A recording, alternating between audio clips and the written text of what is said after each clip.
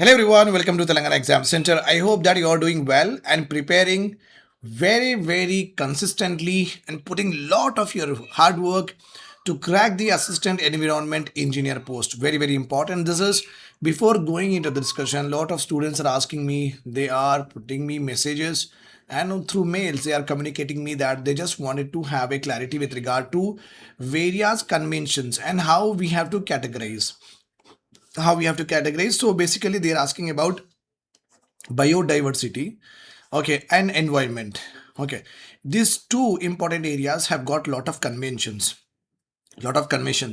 Okay, we all know, and you also know, you might be aware of this Montreal Protocol, you might be aware of Ramsar Convention, you might be aware of United Nations Framework on Convention on Climate Change, you might be aware of Agenda 21, you might be aware of Cartagena Protocol, you might be aware of Nagoya Protocol, you might be aware of Aichi targets, you might be aware of Convention to Combat Desertification, Convention to Combat Biological Diversity, Convention on Biological Diversity, you might be aware of sites. Okay, you know all of this, but is there any method where we can categorize all of this into very good compartments and study that way? Is there any method? So the method has been busted, and now I will give you a very clear understanding of how you have to learn this particular biodiversity and environment in a way that is you are never going to forget. That is, you are never going to forget.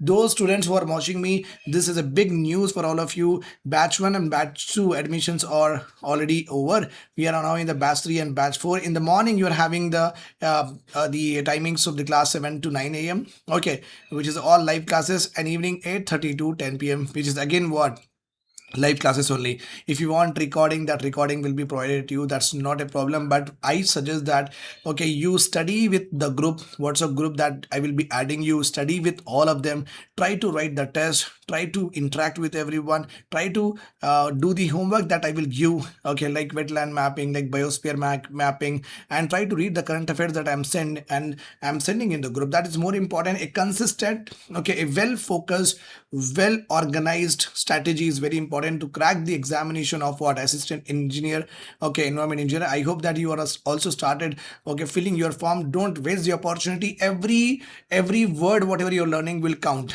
Okay, and the good thing about this particular syllabus is that environment is there, which is also a part of group 1, group 2, group 3. Okay, you just have to put up a lot of efforts with regard to the three technical areas and lots of current affairs. And if you're doing this, you're good to go for any other examination which are going to be happening in future. And one more important point, what is that I am giving you differently when compared to other institutes or other students. So my students and other students, what is the difference between these two students? Okay, this is more important. Okay, first of all, you might be aware of this fact. On my Telangana Exam Center, on this channel only, I've been covering Telangana current affairs since the time of Revanth Reddy sir has become what, Chief Minister of our state. Nearly around 3 years, he has completed his tenure. All the important current affairs related to Telangana initiatives, programs, schemes, Telangana budget, Telangana economic survey, everything I have been covering over a period of time on my channel, and all the PDFs are there with me. So in the paper one, okay, remember this point, 20 to 25 questions will come from the current affairs, and it's because the environment is 300 marks. Here also environmental current affairs also may be coming 15 to 20. So my students and other students, what are the difference is that no one in Telangana has covered specifically the Telangana current affairs. So the 25 marks here, 15 marks in the paper 2, nearly around 35 marks is already, I have created a difference between what, the other students and the students who are joining my classes, because Telangana current affairs, which is going to be one of the important area for both paper 1 and paper 2. So you are well placed. So the only thing is that if my student works equally when compared to the other students with regard to other subjects, that is more than enough. So they don't have to be in merit, because the current affairs are anyhow with me and they are going to get all of it. That is the most important. And you are covering 2 years of current affairs with me with regard to Telangana and Indian current affairs and international current affairs, because you know that I also have PSIR optional channel. We call it as PSIR 300 plus. In that channel, I'll cover all the international and national current affairs, and Telangana Exam Center, I cover the Telangana Exam Center. Telangana current affairs. So current affairs compilation is there with me. Okay, so that is how you are going to be benefited when you join the course. That is more and more important. And see, you have to score around 95 to 105 in your paper one. Okay, and then everybody generally gets what, 65. I already added what, 25 marks with regard to the Telangana current affairs and the Indian and international current affairs. Already added Telangana current affairs. I have added a majorly here. Okay, so those who are getting 65, you add plus 25 here, so you're good to go. You're good to go. Like you'll get around 100 marks very easily in the paper one. That is the difference. That is a unique thing that I'm providing apart from live classes, apart from the very lucid explanation and a lot of calculation we are going to do in the technical subjects. Okay, I hope that this is all clear to you. Let us now go ahead with the question the students has been asking me. Remember this point in our paper 2. In your paper 2, whether we are having two important areas, one is ecology, one is environment we are having. Okay, we also have the machines that will able to utilize the ecology and environment together, and utilize the resources together, the materials together, to bring what, welfare among all of us. So that particular three chapters is not there a part of what our discussion at this point of time. So we are trying to find out that a very easy convention related understanding we wanted to have. So that is what I am going to do here. So in our syllabus, ecology and environment is properly mentioned. Okay, so you understand this point here, that the very first time, when did we found that the resources that we are utilizing, or we are over exploiting the resources, we are non-judicious way we are utilizing the resources, we are utilizing, over harnessing is being done. Okay, so these are the problems that we are suffering. And important point here is that how do we know that we are utilizing the resources in a very non-judicial manner, in a manner that is harming the environment? How did we realize? Means it was the researchers who told that sea level is increasing to the world. They told that climate change is happening across the various parts of the world. They told that average global temperatures are increasing. They told that biodiversity is getting lost slowly over a period of time. So the researchers have actually done lot of research on various landforms, on various ecosystems, and they go on publishing the report. After the situation become very alarming, that okay, developmental activities, industrial revolution, urbanization, anthropogenic activities, non-scientific studies, non-scientific activities, all of these are contributing to all these, okay, all these important consequences. Okay, these are the things which are leading to these consequences. That is the reason, in order to make sure that our activities has to be in such a way that we don't harm the environment too much, that we cannot get the same environment again, and we cannot pass it to our future generation. Then came the concept of sustainable development. How you are given the environment by your ancestors, okay, the same environment, the same resources you have to give into the hands of your future generation, so that they can also meet the need and wants of their lives. Okay, so that is all has happened. The background of the convention is like this. So all of a sudden, the United Nations means all the nations united together. They first started, okay, let us meet. So they all met in the year 1972. They met in Stockholm. Okay, Stockholm is a place, I guess it is a capital city of Norway or Sweden or Finland. So Stockholm we are having. Okay, this is Nordic country, one of the Nordic countries, Stockholm. So here the first conference was held. That conference was called as United Nation, okay, Human Development Consensus. So you want to develop human beings, you want to bring out welfare in the human beings, you wanted to provide electricity to human beings, you wanted to provide good quality of air to the human beings, you wanted to provide good amount of food availability, energy security, water security, electricity security. You want to provide all of these to the human beings. But the problem is that when you're doing so, you are destroying the environment. Which is leading to what, various consequences that I have told you, right? So all the nations utilized, all of a sudden realized that okay, we have to meet together. So in the 1972, there was the first conference which was held, was Stockholm conference, that is called as Stockholm Convention, which was called as United Nations Human Development Conference. Here everyone, even India, all the nations which are united together, they sat and they said that yeah, this is true. This is true that environment is getting harmed. They recognized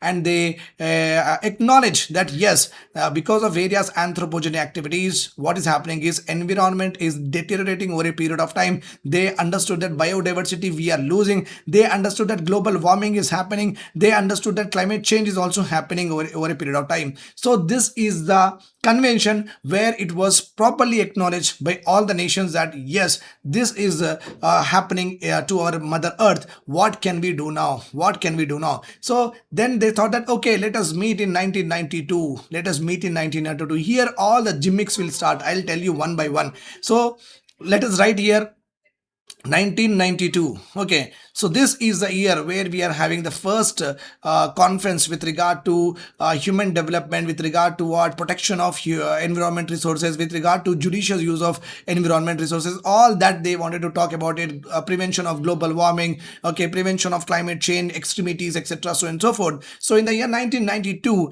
Rio de Janeiro, okay, all the nations together met, and that is called as Rio Earth Summit. We call it a Rio Earth Summit. Rio de Janeiro is the capital city of what? Brazil. So Rio Earth Summit, India also participated.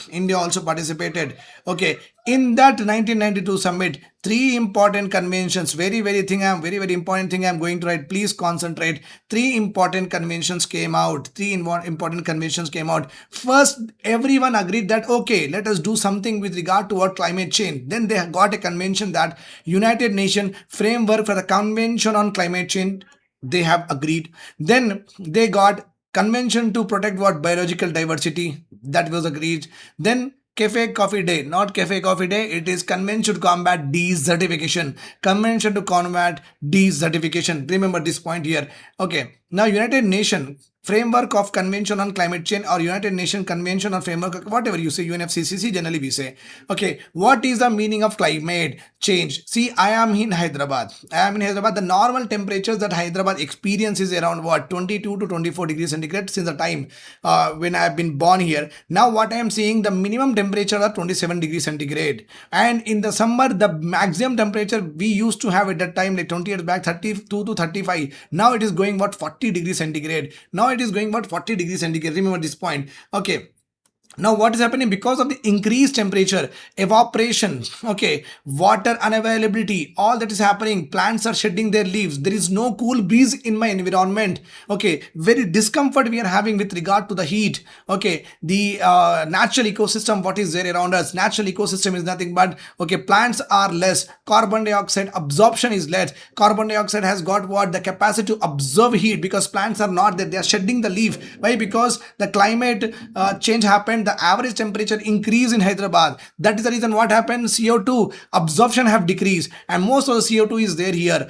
Okay, then absorption is not happening so that plants can give oxygen. So which is CO2 has the ability to absorb heat. CO2 molecules are there, here and there, okay, around us. They are absorbing the heat and they are staying here only. That is making more heat. That is stressing the human beings. That is stressing what? The water bodies. They are getting evaporated just like that because of heat. Okay, they are stressing what? Animals also. Animals are also not able to find what? Pond. If you go to KBR Park in the rainy season, if you just peep into the KBR Park, you will see that there is a lake inside it. The lake in the summer season is this much only, whereas in the rainy season it is this much. Okay, just imagine the peacock over there, the habitat over there, the biological diversity over there, which depends upon this particular water. Okay, they are not getting sufficient water or not. Yes, obviously the government of Telangana is providing from below, water is being provided to the particular pond, but suppose that facility is not there, what will happen? They will die of thirst or not. Yes, so what has happened? Biological diversity has decreased.